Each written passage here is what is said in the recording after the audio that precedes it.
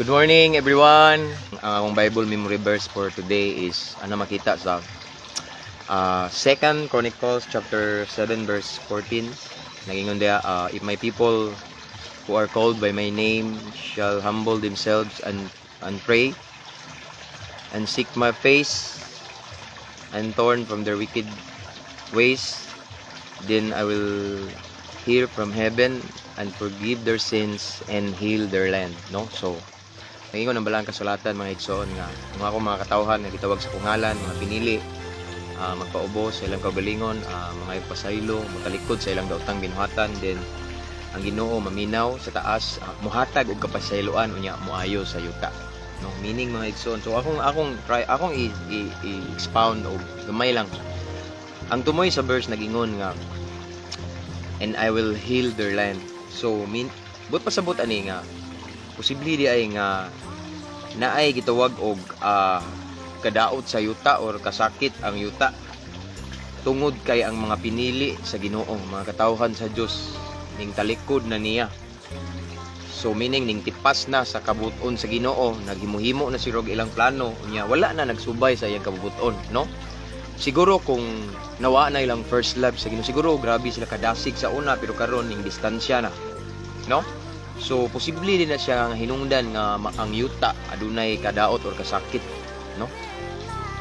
Example sa atong kung atong suway og kuan ba, suway og reflect bitaw sa atong sitwasyon karon nga natay gitawag og krisis, gitawag og kaning natay gitawag og kanib ng krisis sa kaning COVID-19, no? So wala ta kay ba kung atong basihan tong memory verse nga kung gi-recite karon mga igsoon, wala na kay bao, maybe itugot sa Ginoo ning COVID-19 because it's a wake up call sa mga anak sa Ginoo tungod kay wala sila kabantay ning anam-anam na di sila distansya sa Ginoo, ning anam na sila talikod sa Ginoo, maybe tungod kay busy kay sila sa pagbukod baron sa kwarta, busy kay silang trabaho, negosyo sa ilang profesyon, sa ilang bisagunsa lang.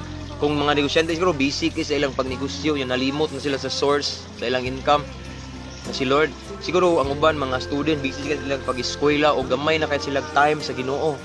Busy kay sila sa pag-research unsa man diha pero gamay na kay wala na lagi search ang balaang kasulatan, no?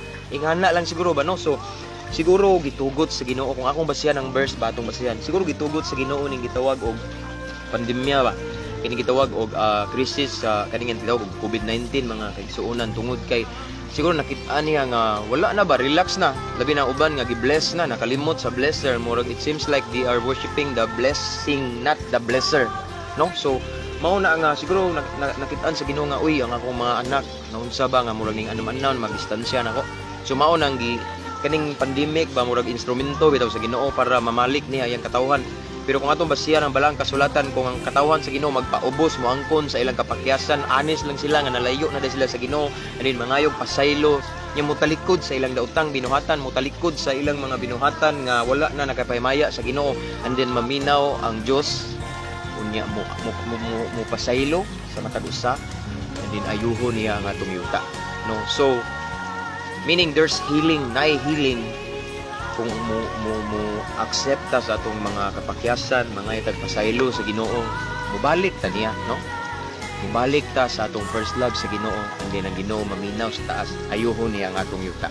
Amen. So once again, ang Ginoo maayo kay nga Dios, no? Bisan di ay og manalayo kaniya, bisan di ay og mintipas nga kaniya, still naay nihatag siya og chance bitaw nga once mutawag ta niya, once moangkunta sa itong mga kapakyasan, then mobalik ta niya, willing siya mudawat o mupasaylo na to, and then napag-ibonus ayuhon niya ang atong yuta.